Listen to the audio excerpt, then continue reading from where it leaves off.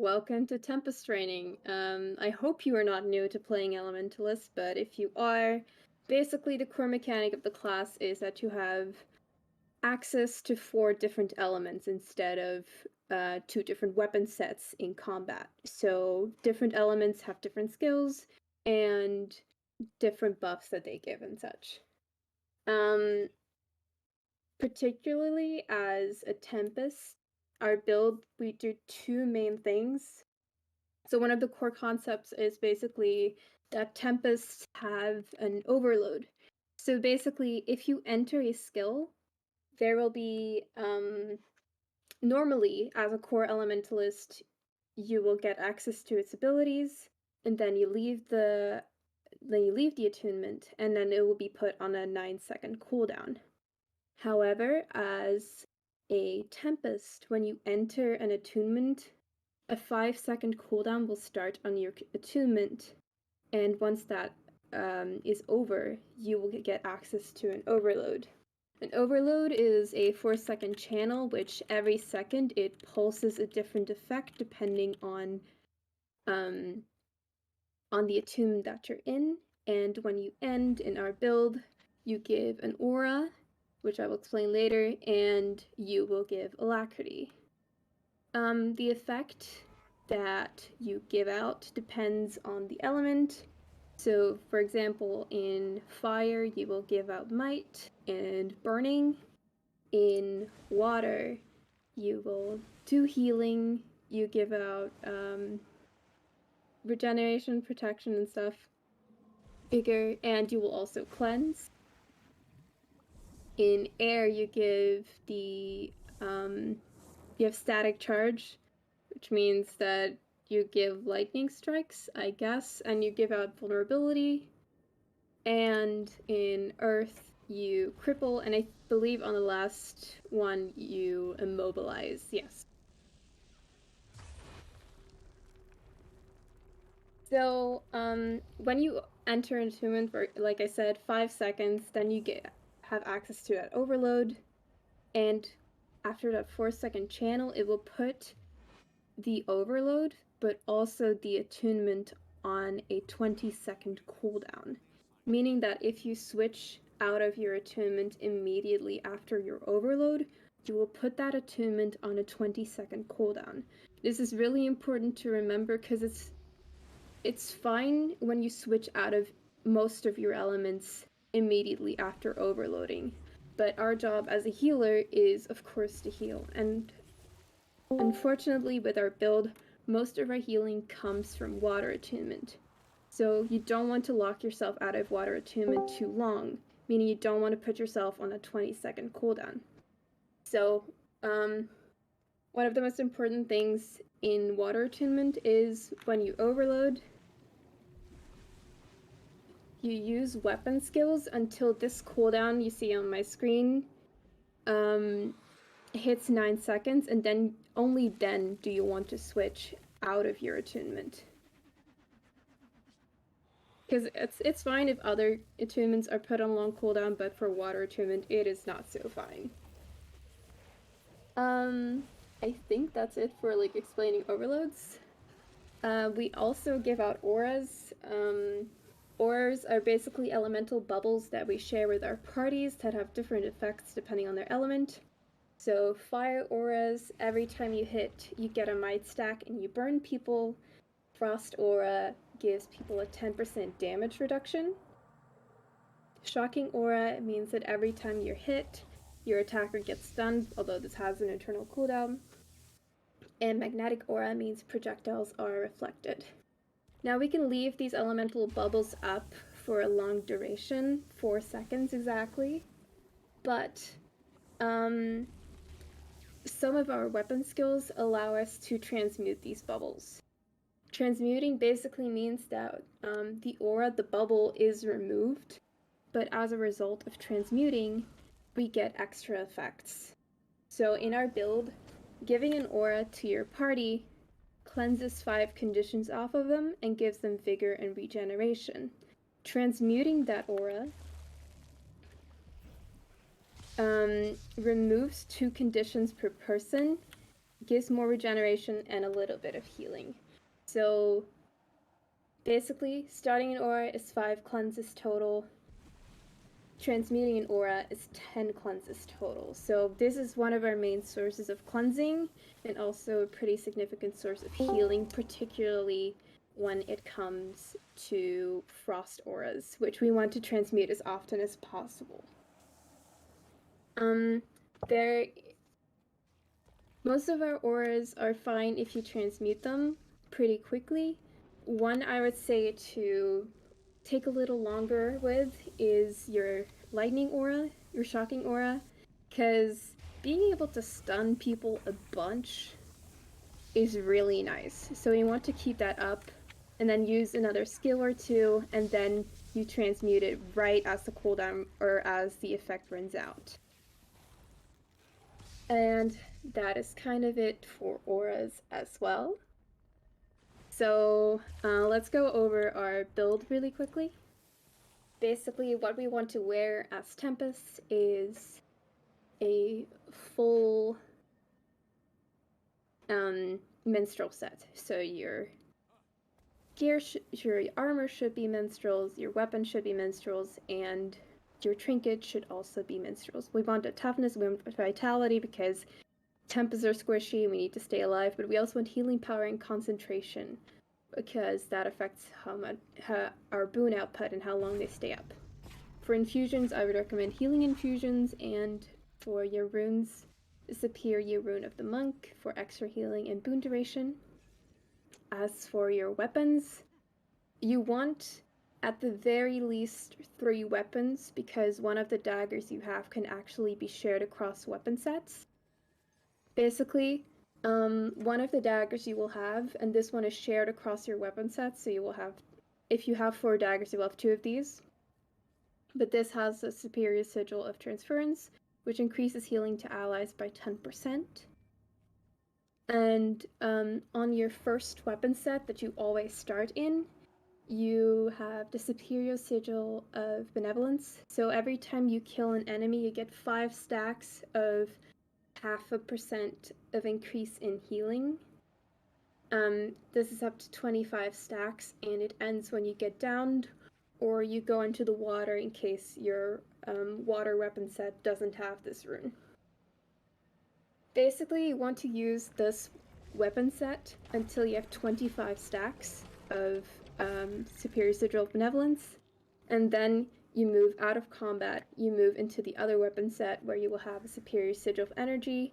So every time you swap to this weapon, while in combat, you get extra endurance, but since Tempest can't swap weapons in combat, it basically goes off of our attunement swap. So every 9 seconds is the internal cooldown. Every 9 seconds when you swap to a different element, you get a little boost of energy. Now, as for the build, let's go over the most important things. Power, well, and fire attunement, nice and all, we don't use it. This is in a fire trait line, by the way. Lesser cleansing fire is every time you get a certain number of conditions on you with an eternal cooldown of 40 seconds, you gain a little bit of might, and some of your conditions are removed. This is not necessarily something you should worry about. This is a passive effect. You will see it reflected in your logs and maybe in your arc DPS meters, but it's not something you actively have to worry about. Sunspot. Every time you enter fire attunement, you get a free fire aura, which is pretty neat if you're in dire need of an extra 5 cleanses. Smothering auras. Fire auras have increased duration. Applying auras removes conditions, and transmuting auras removes conditions. So, like I said before, applying an aura removes 5 conditions total, because you can only apply the aura to 5 people, and transmuting the aura does 10 cleanses per transmute. Then there's reduced weapon recharge and fire skills, not really necessary to your build. And Pyromancer's Puissance, which means every time you use a skill in fire attunement, you get 2 stacks of might. And when you finish a fire overload or leave fire attunement, you transfer some of these might stacks to your party members. So basically, while you are in fire attunement, while you're waiting for your fire overload to be up, basically spam, you're allowed to spam your like fire 1 until your fire overload comes up, and that way you will generate a bunch of might stacks for your party. You can't see it currently because we're not in combat, but it's pretty useful for keeping your party's might stacks up. Now, in the water trait line, Soothing Mist, basically you passively heal your allies while in water attunement. Stop, drop, and roll with an internal cooldown of 10 seconds every time you dodge. You remove burning or chilled from your allies. Whenever you enter water attunement, you heal nearby allies for just a little bit of healing. It's not amazing, but it's something. Cleansing Wave. So every time you go into water attunement, not only do you heal with Healing Ripple that we mentioned before, but you also cleanse 5 conditions. Then there's Aquamancer's Training. It just increases healing to other allies, but more importantly, it reduces the recharge, the cooldown on our water skills. So that condition, or that duration is a little bit reduced, which we like because we want to use those as much as possible because they're a main source of healing. And powerful aura. Any aura you grant to yourself is granted to nearby allies. This is what allows us to give auras to so many people in our group. Then for the Tempest trade line, I already kind of explained the overloads. Like I said, after 5 seconds you get to overload, and that is 4-second channel that pulses a different special effect. And after that, it's put on a 20-second cooldown. Do we need to move to a different map, by the way? Because I see that some people are getting queued out. I'm following along just fine, but Okay. feel free to. I think Raul's the only one getting like left out, so he's fine. Let's see. I explained the overloads.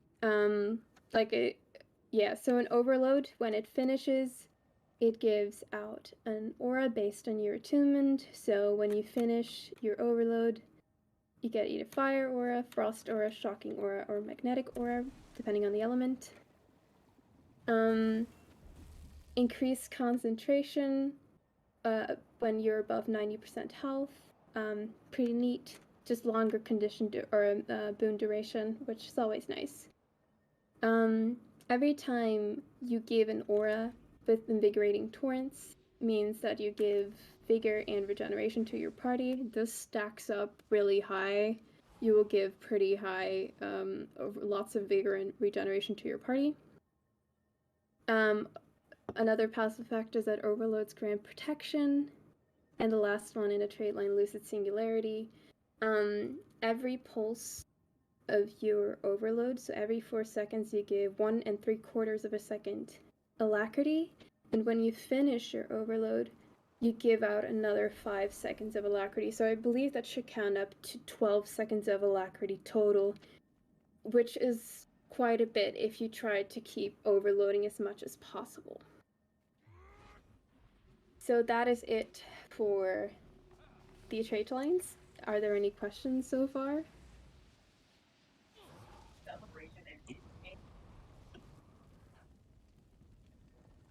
Then let us move on to our utilities first. So our heal skill is Wash the Pain Away. This is a shout that does a lot of healing on the first pulse. It immediately heals a lot, but in a very small range. And as the skill continues, it heals decreasingly less, but the range also gets wider.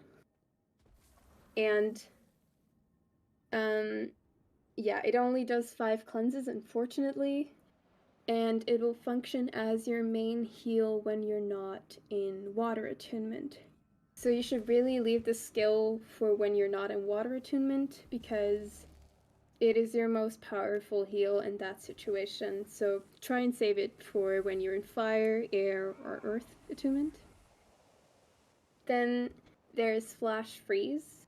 This is also a shout. It chills people around you and gives out Frost Aura. Frost Aura we will augment in our water weapon set, but I will explain that in a bit. We already know what augmenting means, but I will explain how you can augment it in water attunement when we get to the water attunement skills. Then there is our Glyph of Renewal. One second. Oh, one thing about Flash Freeze is try to only use this in water attunement, because water attunement allows us to augment the aura, meaning that you will get another 10 cleanses and a little bit of healing if you use it in water attunement, which you can't. This is an effect that you can't get in the other attunements. Then there's our Glyph of Renewal. Depending on your attunement, it will have a different effect. So you always revive at least one ally. When you place this glyph on a party member, it will take a long cast, and it will revive someone from being downed with a different effect. So in fire, it will give you a buff, and if you go down within 50 seconds of reviving someone, you will be revived as well. If you do it in water, this person will be healed to full health instead, which is pretty neat. If there's a poison field on them, of course you can't always check that out, but if there is, then they will be healed to full regardless of any condition on them. If you're in air, this is one of the best ones, because usually when someone is down, they're down far away from the party. So with the renewal of air, you can teleport them towards where you are at the point where they get up. So that is also pretty neat. And lastly, renewal of earth. Instead of reviving one person, it revives up to 3 people. And don't be fooled by the description saying revive allies around you, because you can cast it pretty far away still and it will still revive those people. Also, one thing I would recommend having on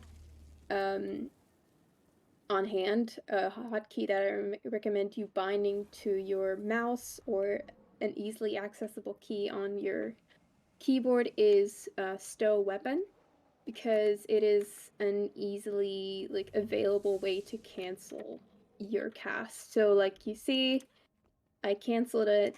It doesn't go on a 90-second cooldown like it otherwise would. And this is basically every time I put down a glyph and someone calls that they have the SIG, or I see them go up, I cancel it with my weapon stow.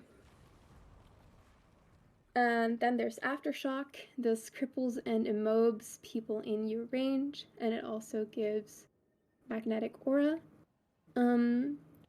What is pretty neat about this is that it also is a blast finisher. So for example, one combo you can use to get into the enemy, if you feel like taking the risk and if you think you'll be safe doing it, is Fire Rush, so burning speed, into the enemy and use Aftershock. This will give you a Blast of Might, a Magnetic Aura, and it will also immobilize enemies around you. It's a nice combo I like to use. And lastly, there is Rebound. This shout makes it so that the next killing blow within the next 5 seconds on an ally heals them instead. It's a little bit of healing, it's not that much, but it might keep people alive through a pretty bad bomb that you can't heal them through. So if they happen to survive without making use of this effect, they get an aura based on your attunement.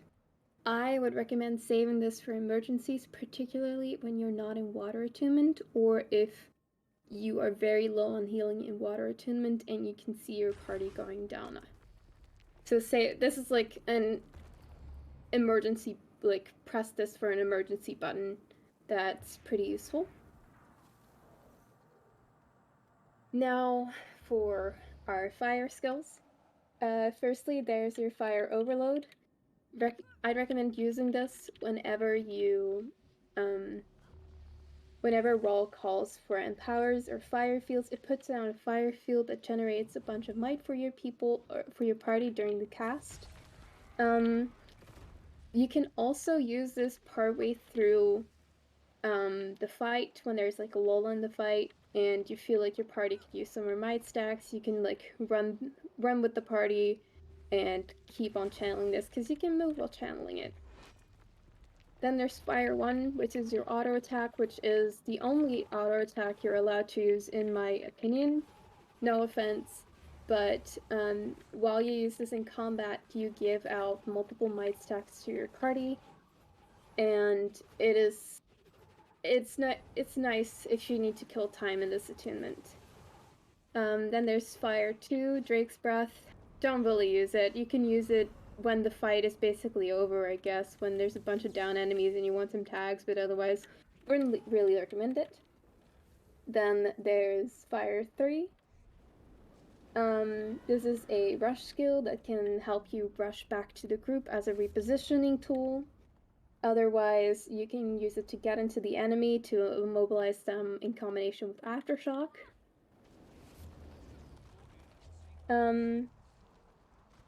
Honestly, for that combination, Shredder calls are a pretty decent time to do it, but only use that combination when you feel confident in your abilities and in your firebrand.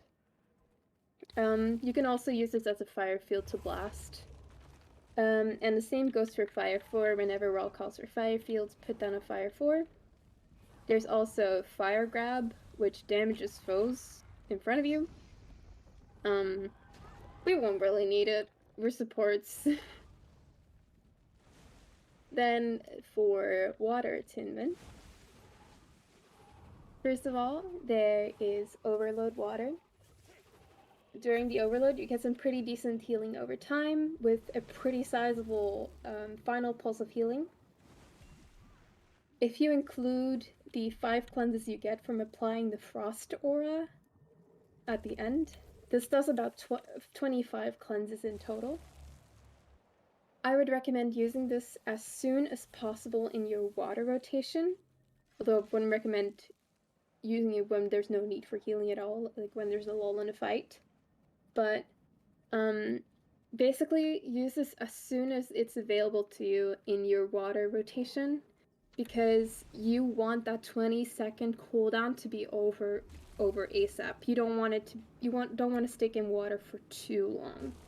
It is important to stay in water for a decent amount, for at least 10 seconds, until the cooldown hits the like normal cooldown duration. But don't stay in there for longer than you need to, because your other attunements have useful skills as well. Then there's Water 1. This is your auto attack. It's not really useful for anything. It's fast. It gives vulnerability, I'm pretty sure. Yep, it does. But it doesn't do anything that we need to do, plus you won't have time to use it while in, I don't believe it heals. I believe that's only, it's staff.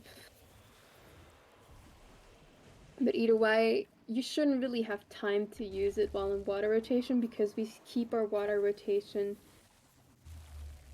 long enough that we like get to use all our skills, but not long enough that we have time to use auto attacks, basically. Water 2 is a slow-ish cone of healing. It is not the most amazing healing, but it is great to top people off, and I would recommend topping people off because a bomb can get someone down in practically no time. So basically, use this pretty frequently, especially as a buffer in your rotation. Then there's Water 3. This is a like practically zero cast time skill that basically chills nearby foes and is also a blast, basically used as on top of enemies. Then there's Water 4. This gives out a frost aura, and if you hit it a second time, you will see that there's a skill called Transmute Frost. So this is how we transmute our auras. So you hit it, and you hit it again to transmute your aura, which makes the aura disappear, but gives us an extra few cleanses. So basically, memorize that second icon that comes up when you have a frost aura on, so the transmute frost aura. Memorize this, hit it whenever possible. And lastly, there's Cleansing Wave, which is your burstiest heal and cleansing skill. This is because of its really short cast time compared to your Water Overload and Wash the Pain Away. It may not be as effective as your other things, but this is like your emergency, like I need healing and cleansing right the second skill. Then we go into Air Attunement. Hey, Ria. Yes. Just a quick time check. We're getting Yeah. pretty close to raid. So, did you go over rotations yet, by any chance? No. Okay. All We right, go ahead. started pretty late. Okay, so I'll try to keep this short. Honestly, overload air, you give like static charge, but really the only important thing is the aura that you give out, which is shocking aura. Basically, people get stunned when they hit you. Auto attack, we don't use it.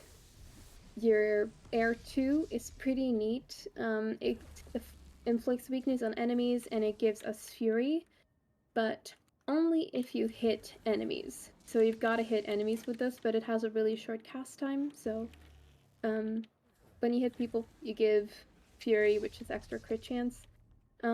Shocking aura, so air 3 works the same as your water 4, just with your shocking aura.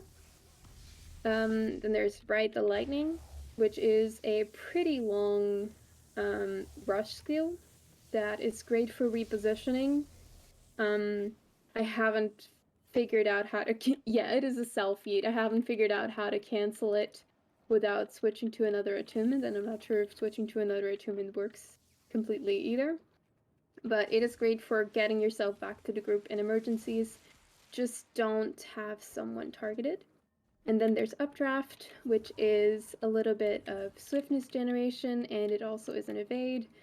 I don't really use this often because it gets you out of position, and I don't want that. So I try to save this for when I don't, like when it's not as risky to use myself.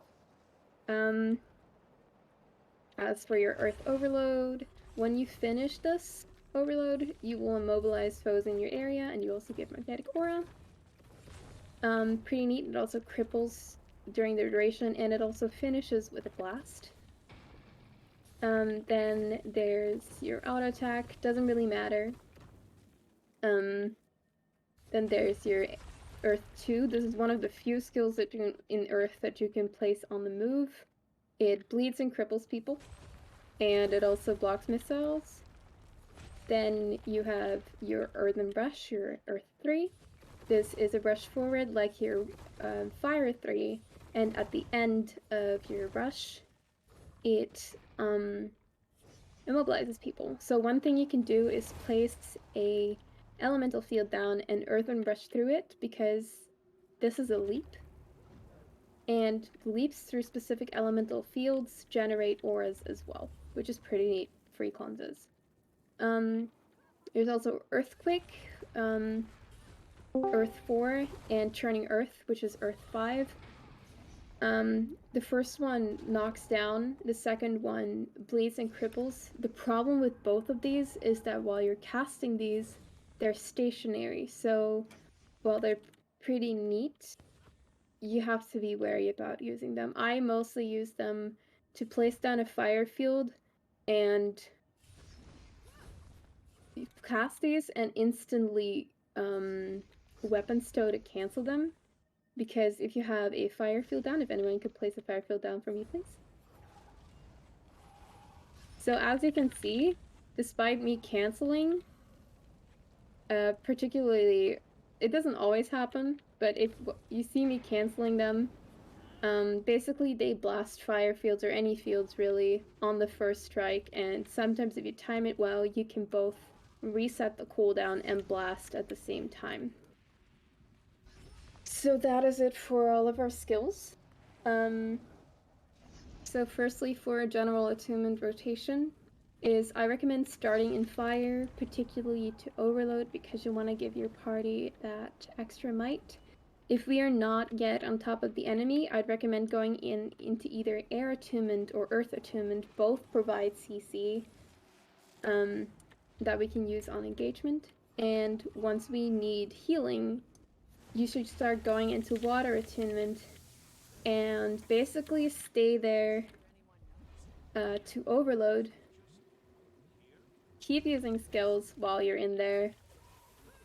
It takes a couple of seconds, but once that cooldown reaches 9 seconds, you go into another attunement. And this other attunement that you go into is based on the needs of your group. So does your group need more might? Then you should go into fire attunement. Does the group need more CC but also a little more survivability? You should go into air attunement. And if the group needs more CC and it is safe to take risks, you should go into earth attunement. This is something you should consider yourself if you feel more safe going into air attunement alone, because it is the safer attunements, it has more opportunities for cleansing, then do that. But basically what you should be doing is constantly switching between water attunement and the other attunements. Every other attunement should be a water attunement, but there should also be like a different one in between there, a different element. And that brings us to our water rotation. So it is a little bit difficult to give you a specific water rotation because it completely depends on a party's needs, what you use. But generally, I would start with your water 4 and double pop this. This will be 15 cleanses and a little bit of healing. The next skill you will use is your water 2 to top people off with healing.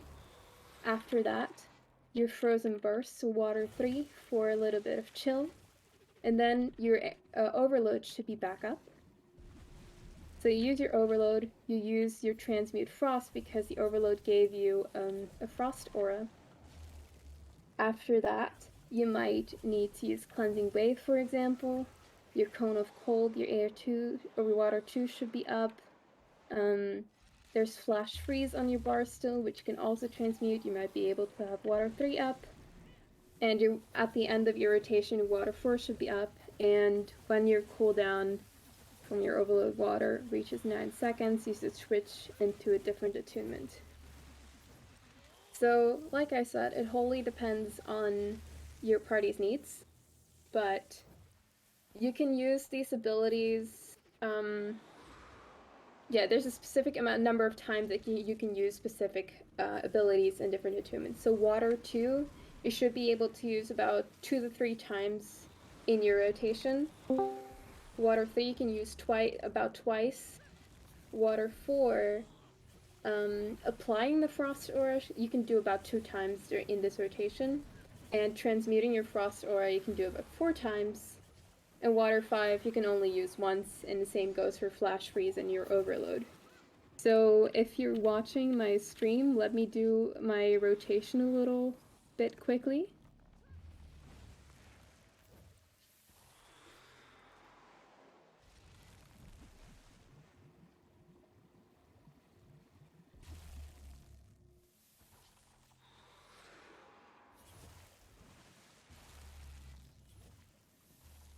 As you can see, my cooldown for my water attunement hit about 8 seconds when I was done, meaning that you can get all of your water skills out a couple of times or once or twice in that duration if you combo them just right. And basically then, like, once the cooldown hits that like number, switch out of water if you can.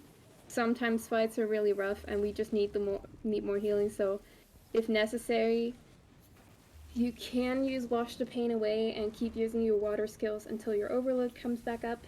I wouldn't want to do it every single time, but you know, if the situation requires it, then yes, do it. Feel free to do it. Um, that's basically it. Just some general rules that I live by playing Tempest. Every skill in water attunement is important. Use your water overload as soon as possible. Also use water 4 as soon as possible so you can cast it again by the end of your water rotation. Leave water attunement as soon as the cooldown hits about 9 seconds and switch to another attunement during that downtime. And switch to water about every other attunement unless your party really requires no healing or cleansing. Transmute every aura you can, but wait a couple of seconds with Shocking Aura. Preferably cast a couple of skills before you finish that aura. Um, Try not to use Wash the Pain Away in Water Attunement. It's, because it is your only reliable heal outside of Water Attunement. Aim to finish every overload for that extra 5 seconds of alacrity on the last pulse plus that aura. However, it is not worth dying over. You're the biggest healer in the party, so don't risk your life over an aura. Also, important to note, auras break stuns on yourself. So if you are stunned, no one's coming to save you, you think you can survive another second, and your aura is, or your overload is almost up, wait for that overload to come up and use it and dodge out of it immediately. And that is how you may live.